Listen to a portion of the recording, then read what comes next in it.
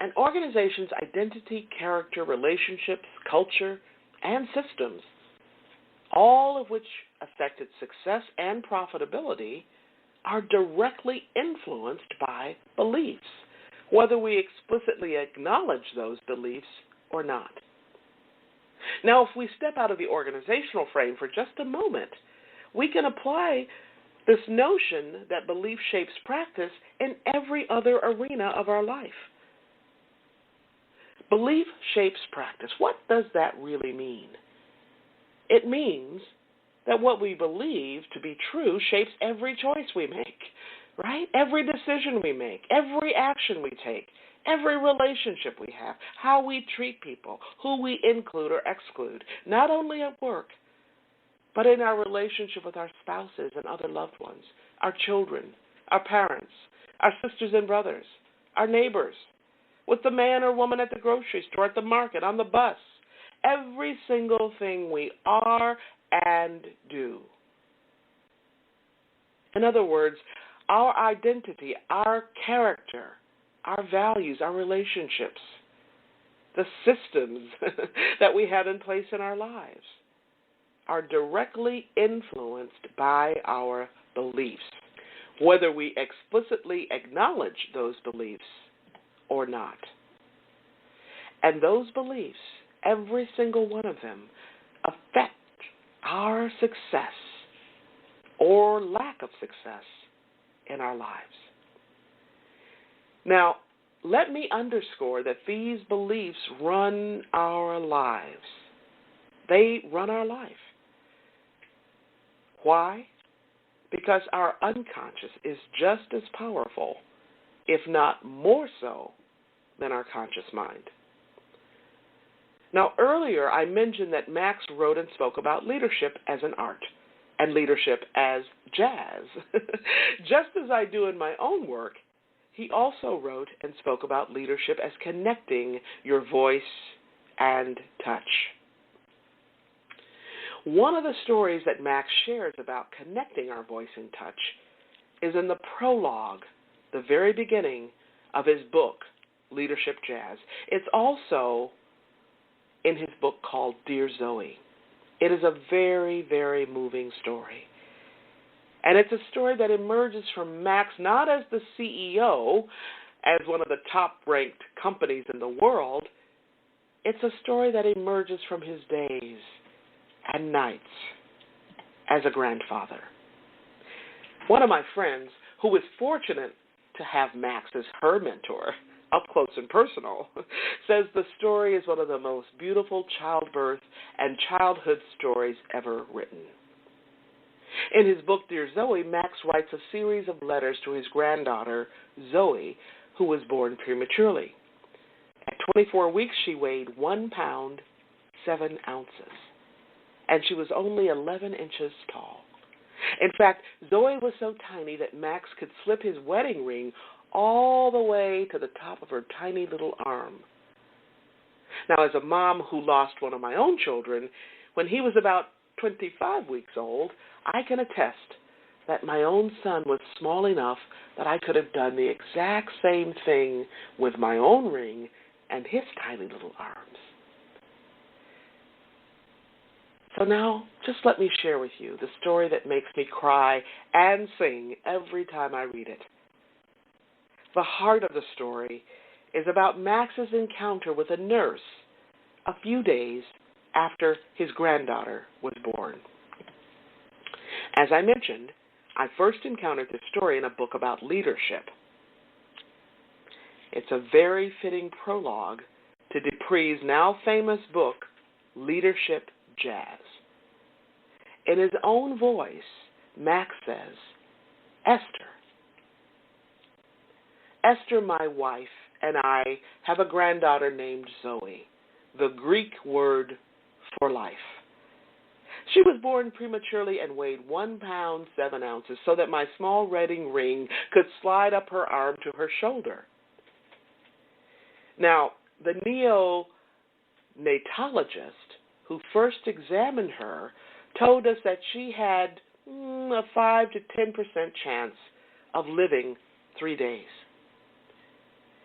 When Esther and I scrubbed up for our first visit and saw Zoe in her isolette in the neonatal intensive care unit, she had 2 IVs in her navel, 1 in her foot, a monitor on each side of her chest, and a respirator tube and a feeding tube in her mouth. To complicate matters, Zoe's biological father had jumped ship the month before Zoe was born. Realizing this, a wise and caring nurse named Ruth gave me my instructions. For the next several months at least, you're the surrogate father. I want you to come to the hospital every day to visit Zoe. And when you come, I want you to rub her body and legs and arms with the tip of your finger. And while you're caressing her, you should tell her over and over how much you love her. Because she has to be able to connect your voice to your touch.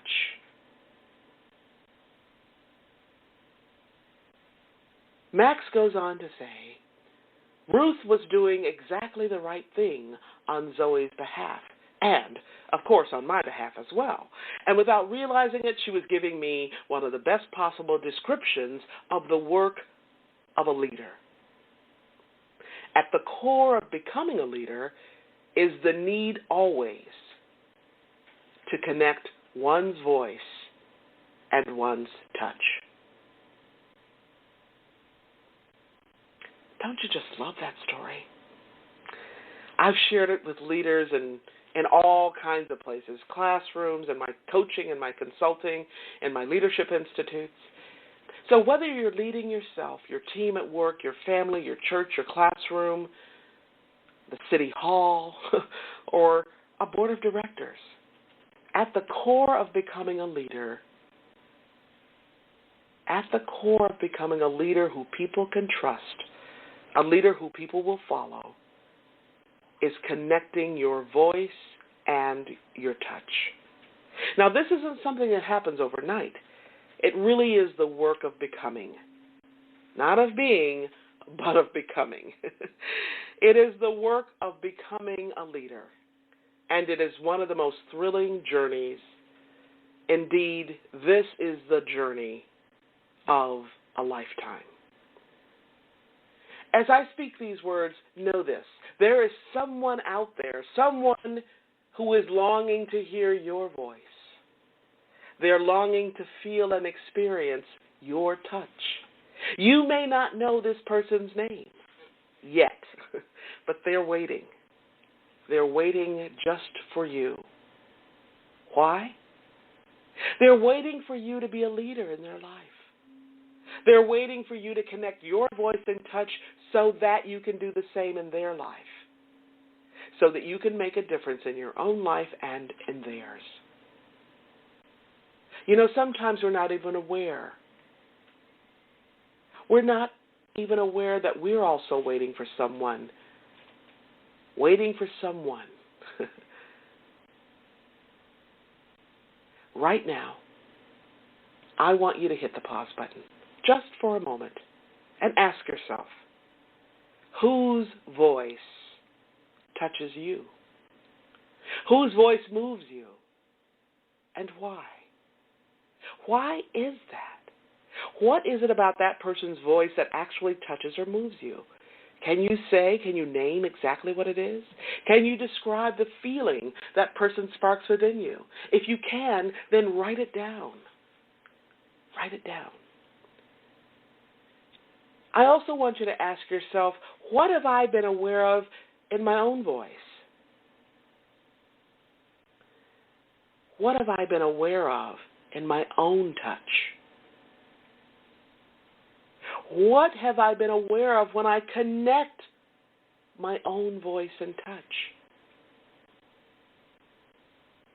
And when you are aware, notice what happens. Notice what happens in you, and notice what happens in others. What happens inside them? What's the impact of your voice and touch? Just today I was talking with a client. She's hired me to lead a retreat for her team. Now, she's very savvy, right? and she's also very busy. And she just had a little bit of doubt in her voice about whether her team was as excited about the retreat as she was. And so we talked about that for a while. And then I asked her, are you excited about the retreat? How excited are you? And are you excited for you and for your team? And she said, yeah. I then asked if she had told her team about her excitement, and she said, well, no, I don't think I have. And then I simply asked how she might connect her voice and touch, how she might connect what she thought and felt with her demonstration of that, right? In other words, I asked her to consider if her talk and her walk lined up, if her talk and her walk were in harmony. Now, one of the biggest gifts we can offer to others is becoming the leader we were designed to be, becoming the leader we're meant to be, so that we can make a difference in our own lives and in their lives, right? Connecting our voice and our touch. All that jazz. Be sure to join me next week as we continue to celebrate the majestic music of your life and celebrate you for making your life count. Now, if you missed any part of this week's show or last week's show, you can listen to a podcast at your convenience. You can listen to it on the go. Check us out on SoundCloud, iTunes, Alexa, Spreaker.com, and many, many other places. You can also download the show at www.talknetworkradio.com/legacyliving.html. Now, before I close today's show, I want to thank each of you for tuning in, for allowing me to share a bit about my journey with what legacy living is all about. Not just living and learning, but living and learning and serving, so that you make a difference in your own life and in the lives of others. So that you are being and living on purpose every single day, 365, 24/7. Legacy living is one of the many ways to make your life count. I'm your host, Dr. Gloria Burgess. Please join me again next week, right here on Talk Network Radio for another show of Legacy Living, Make Your Life Count. We're here again next Wednesday, 10 a.m. Eastern Time, right here, Talk Network Radio. Don't just count the days in your life. Make the days in your life count. That's what legacy living is all about. Have a fantastic day, and remember, make the days in your life count. God bless you.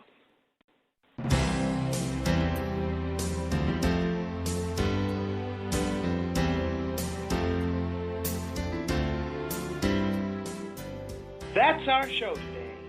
I'm your host, Dr. Gloria Burgess. I hope you'll join me again next week. Until then, don't just count the days in your life. Make the days in your life count. That's what legacy living is all about. Here's to you. Have a fantastic day. Be sure to make it a yes kind of day. And remember, celebrate. Celebrate the music of your life. Make the days in your life count.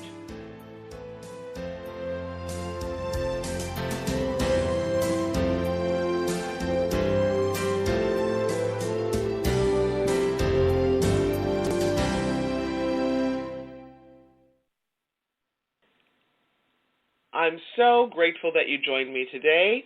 Today is Wednesday, October 3rd.